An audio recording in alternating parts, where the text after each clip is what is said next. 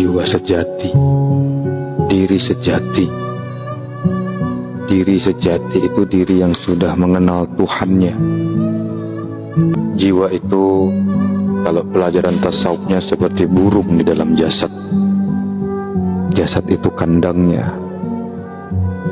jiwa itulah burungnya. Jiwa yang terkurung dalam sangkar. Jiwa ini rindu lepas dari sangkarnya, rindu untuk menyatu kembali kepada Tuhannya, kepada alam rohani, yaitu alam asalnya. Jadi asal jiwa kita ini dari alam rohani, alam ruh. Jadi kalau jiwa ini mengingat asal mulanya, dia akan menangis, ingin keluar dari sangkar, ingin kembali kepada asalnya. Dia ingin roji'un, ingin kembali. Asal jiwa ini sebenarnya selalu mengingat Allah, Tuhannya. Jadi jiwa ini benang merah antara ruh dengan tubuh. Segala beban dan tanggung jawab dari Tuhannya. Maka pantas saja barang siapa yang mengenal dirinya, dia akan mengenal Tuhannya. Kalau kita nggak kenal diri kita, jiwa diri yang sebenarnya diri ini, pasti dia tidak akan mengenal Tuhannya dan tidak ada keinginan untuk kembali dan keluar dari jasad ini. Tidak akan ada kerinduan dia untuk bertemu dengan Tuhannya. Jiwa kita inilah yang mengalami kotor, yang mengalami pembersihan, menerima segala beban-beban, yang menerima segala dosa-dosa, dan menerima segala hasil perbuatan. Kullu nafsi dha'iqatul maut. Setiap kita, setiap jiwa, setiap nafs, setiap diri itu mengalami kematian. Maka jiwa inilah yang menanggung amanah. Jiwa kita inilah yang menanggung amanah berupa akal. Maka kalimatnya, sebagaimana jiwamu, seperti itulah keadaan dirimu. Yang berjiwa binatang, maka keadaannya adalah sebagai binatang. Yang berjiwa manusiawi, maka keadaannya adalah sebagai manusia. Yang berjiwa insan, maka keadaannya adalah sebagai insan. Maka bedakan manusia dengan insan. Walaupun secara tata bahasa insan itu artinya manusia, bedakan manusia dengan insan. Maka kenali diri kalau kita mau kenal Tuhan, agar kita tahu jalan bagaimana kita tahu bagai asal kita dari alam rohani. Kita disuruh berusaha untuk menjadi jiwa yang tenang. Jangan banyak tingkah, jangan banyak pola.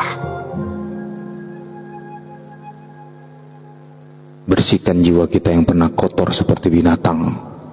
Jiwa kita yang pernah melakukan dosa itu dibersihkan. Dari mana? Dari kolbu. Dimulai dari hati. Biasakan hati kita yang suka berzikir, menyebut nama Allah, maka akan tercurahkan ke dalam jiwa menjadi jiwa yang tenang. Berusaha, karena yang dipanggil Allah itu, hai jiwa yang tenang, kepada Tuhanmu dengan hati yang tenang, dengan hati yang diridhoi. Jiwa yang tenang itu tercurahkan dari hati yang selalu berzikir kepada Allah. Jadi kalau hatinya tidak pernah berzikir, menyebut nama-nama Allah, menyebut-nyebut nama Allah, jiwanya itu selalu was-was, dan itu tidak akan dipanggil oleh Allah. Irji' ila rabbika radiyatan mardiyah. Kembalilah kepada Tuhanmu dengan ridho dan diridhoinya. Maka orang lisan-lisan yang suka mengumpat, menggibah, menghina orang itu jiwanya nggak tenang, lagi rusak hatinya.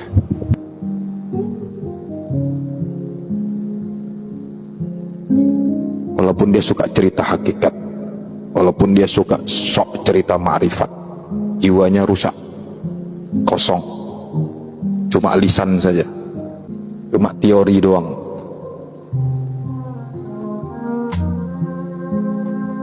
Orang yang sudah belajar duduk di tasawuf itu, di hakikat itu, timbul mahabbah dalam hati, dalam jiwanya, berkasih-kasih sayang kepada Allah, kepada Rasul, kepada mursyid, kepada murid, kepada semua alam dan seisinya.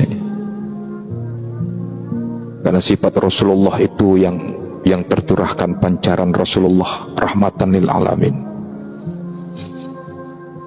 Maka setiap jiwa kita ini punya nama tersendiri. Jasad ada namanya, jiwa ada namanya, ruh ada namanya.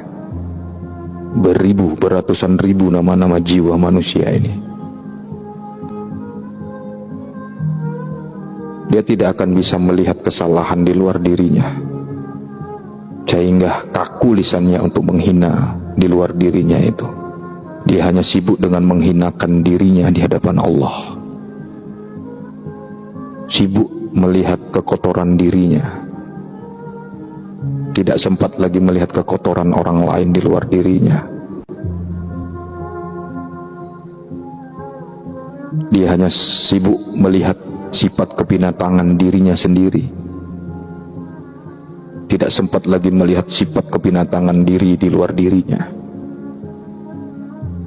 Jadi kepalsuan jiwa, kepalsuan lisan itu lahir dari jiwa yang tidak tenang.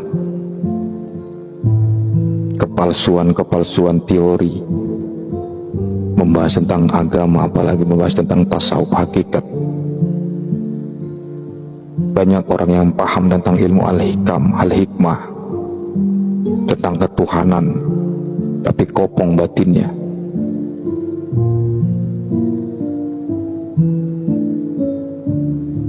Jauh dari apa yang disampaikan.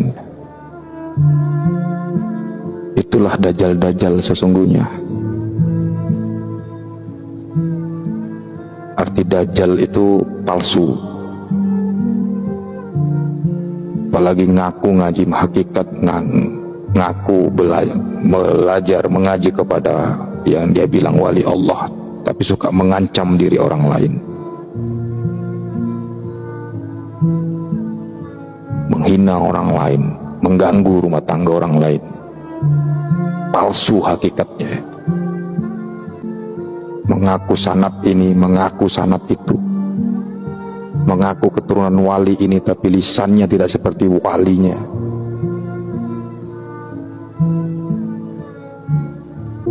Maka kalimatnya pegang ini, sebagaimana jiwamu itu, seperti itulah keadaanmu. Bukan gampang untuk menuju jalan kepada Allah. Mengenal diri itu bukan gampang seenak lambing yang kita ucapkan secara teori. Banyak waktu, banyak harta, jiwa raga yang dikorbankan. Tidak semudah diteorikan. Baunya aja cerita sampai pagi, cerita hakikat makrifat, tapi lisannya masih bisa menghina orang. Hakikatnya hakikat dajjal. Kalau mau tauhid itu tauhid yang benar, kalau hakikat itu hakikat yang benar.